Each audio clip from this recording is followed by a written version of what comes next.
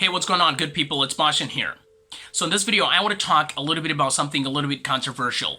I want to talk about how long it takes to learn something. As humans, we are pretty curious. We always want to know how long it takes to learn something, how long it takes to do something, and that's pretty normal, and we all do that. Back when I was still learning English, I mean like when I first got started, because I'm still learning, but I'm talking about the time I got started.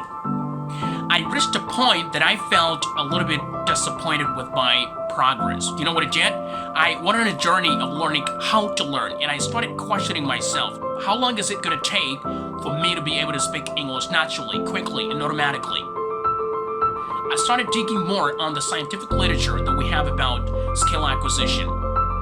After spending so much time doing research, you know what I found?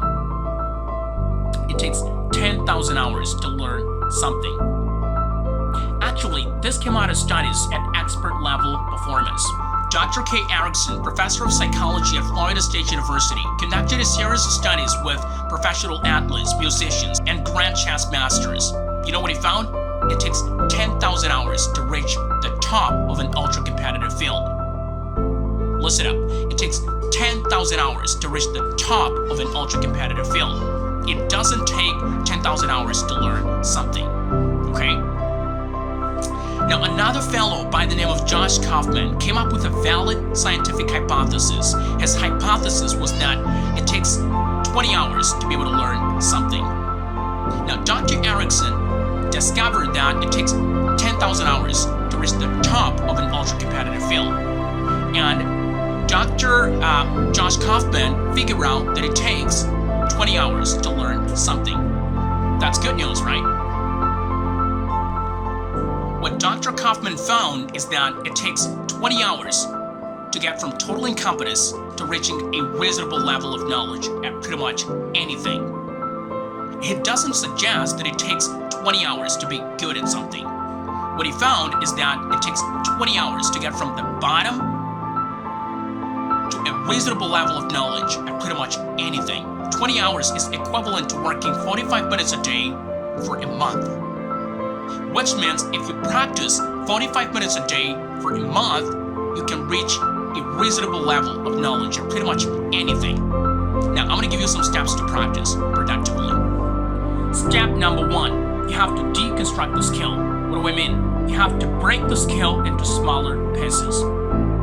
Let's say you are somebody who's just got started, a beginner. What you're going to be doing is to practice vocabulary, is to learn vocabulary. You shouldn't be jumping to speaking or writing if you're somebody who's just got started. What you want to be doing is to practice vocabulary. If you're somebody who's a little bit advanced, then maybe what you want to be doing is to focus on your accent. Now, when you focus on your accent, you want to be focusing on specific things. I'm talking about things like squeezing words together to be able to speak quickly. I'm talking about getting your tongue used to the sounds of American English by practicing with tongue twisters, right? So that's what you're going to be doing. You're going to define specific things, specific activities you want to be doing, okay? So that's how you deconstruct the skill. You shouldn't be doing different things at the same time. You have to focus, right? You get to focus on specific things. You get to focus on specific details. So that's how you break the skill into smaller pieces. Whatever it is you're doing, you get to deconstruct the skill into smaller pieces. And that's how you do it. Step number 2, you have to remove distractions and barriers. Now, before you deal with that, there is something you got to deal with first. I'm talking about procrastination. We are all procrastinators. And if you want to learn something productively, then you got to beat your habit of procrastinating. You got to kill it. You got to get rid of it. So that's what you're going to deal with first. Okay? When you deal with the habit of procrastinating, then remove distractions to practice. Say you want to practice. You tell yourself, look, I want to practice a little bit. Maybe what you want to be doing is to turn off your phone, turn off your computer, or turn off whatever it is that's going to distract you throughout your process of practicing. Step number 3 is to practice. You're going to practice 45 minutes a day. And I want to suggest you to break those 45 minutes a day into 25 minutes in the morning and 20 minutes in the evening. Now, if you you're gonna feel as if you're not spending so much time, and it's not gonna be hard at all. You're gonna feel as if you're not, pushing yourself a lot. It's gonna be a little bit easier. If you can do more, then that's up to you, but you shouldn't be overworking yourself. You know what's gonna happen when you follow these 3 steps every single day? Something is gonna come up. The barrier of frustration.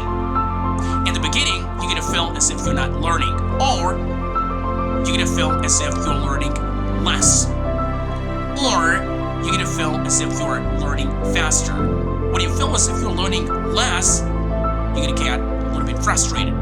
When you feel as if you're learning more and more and more, and then hit a point in which you're gonna feel like your progress is not really good, then you're gonna get frustrated. And you're gonna deal with that barrier of frustration because you're gonna feel like quitting.